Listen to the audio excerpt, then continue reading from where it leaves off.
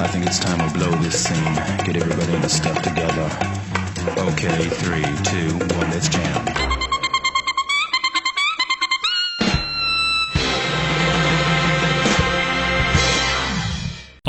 And today's episode of 1 Minute Reaction React to Food War Shokugeki no Soma, episode 64, Hope in Solidarity. Now, it really does seem that the rebels are the only ones taking the team part in Team Shokugeki seriously. Not only did Mimasaka help out Kuga, but it seems that Arena has a plan up her sleeve. Now, last we left off, the only one of the Shokugekis left to be judged was Ishii versus Koga. Now, although I wanted the little runt to win, especially after hearing the story why he's so obsessed with beating the first seat, I saw it as inevitability. They're setting up for either Arena or Soma to beat him, but like I said, I was rooting for the little dude because of the fact that Ishii didn't even remember his name. I mean, he's part of the elite team, so obviously his skills are, above par, above the average. I mean, literally top 10 of Totsuki. Yet, when he couldn't even remember his name of the opponent he just fought in the last Shokugeki, was it a brain fart or was it on purpose? Doesn't matter, because what it came off as is, I don't even recognize you as someone who I need to remember. Who? Koga who? Who's that? Oh, little Szechuan boy. Little Chinese cuisine boy. Can't even remember his fucking name. That's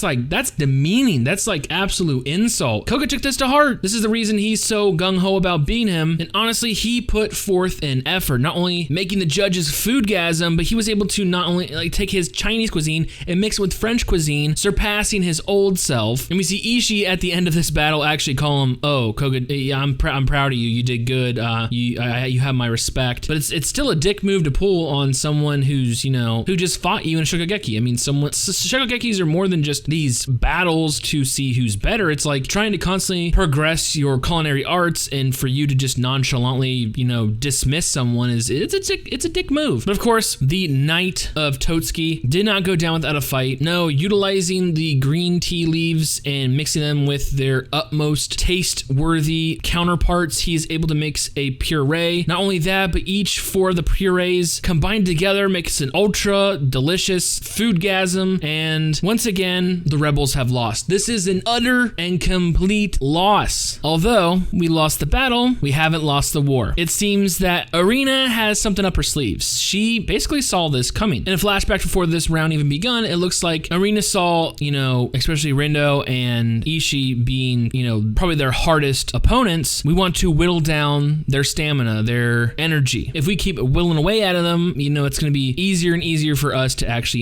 catch them slipping, or maybe they'll just be off in their game that day. And it seems to have worked. Both Rindo and Ishii are looking like they're about to collapse. Actually, Rindo does fall on the ground, so she is out of it, he's out of it. They spend the entirety of the next day sleeping. They go up to Yukihira as, "Hey, if you want to fight me, you want to save your energy, don't battle tomorrow, battle the next day, because I'm going to be out." He goes, No. That's not how I roll. We are a team. I'm doing this. I'm winning. I'll fight tomorrow. I'll fight you the next day. Whatever. I'm in it to win it. And the look on Ishii's face was priceless. And although towards the end of the episode, we do get the revelation of who will be battling who. Yukihira versus Some in a battle of butter. Aldini versus Aizan in a battle of beef. And it seems the last and most interesting battle to me, primarily due to the attitude of our top 10 elite, Momo versus Megami in a battle of apples. Now I say attitude because as we see Momo come down before the announcement was made and the selections were picked, she starts giving everyone nicknames. And at first I thought they were cute, that must be her personality, but in reality, Ishiki informs us about her little pet peeve of giving people nicknames.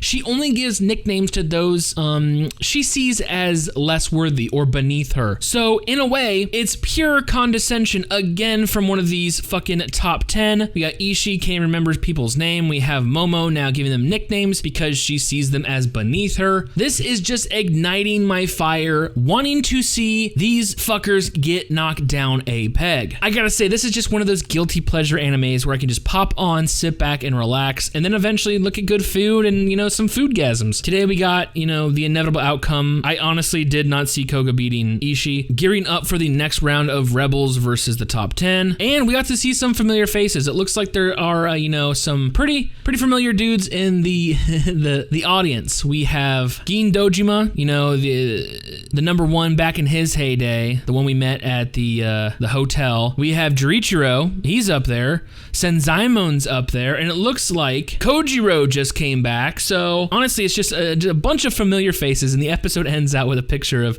Kojiro and Megami being super shoujo and shit. So all in all, I absolutely love today's episode. Like I said, it's just one of those things where I can just plop on. It's not that I'm not invested in it, but it's one of those things where it's like, it's not life or death. I mean, there's no stakes. I mean, in Fire Force, people burn up and fucking die. So it's like, the stakes are pretty low, but the battles are pretty intense. Like I said, every time I watch it just makes me want food. Like I said, round 3 is right around the corner. So with that being said, I cannot wait for future episodes.